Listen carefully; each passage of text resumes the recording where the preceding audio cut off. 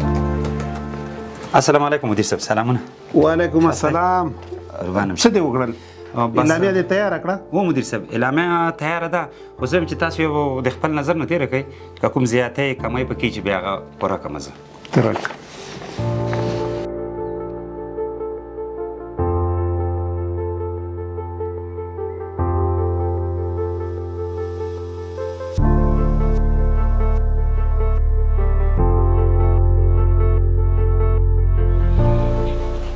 مدیر صاحب څنګه دې سر وخوځو؟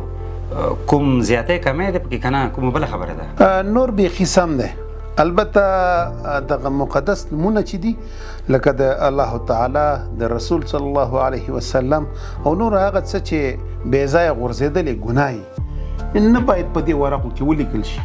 نو مدیر صاحب دغه نومونه باید بیا څنګه ولیکو؟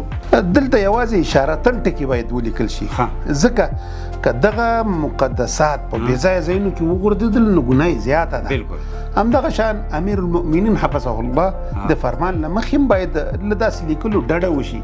بالکل مدیر صاحب، دا خو ډېره ښه خبره ده، خو انشاءالله په آینده کې به پام کوو، آینده کې به هم دغه شانتې کوو. صحیح قربان. اوس ماته اجازه ته مدیر صاحب؟ دا وخت دی په امان، دی په امان. ښه ورځ.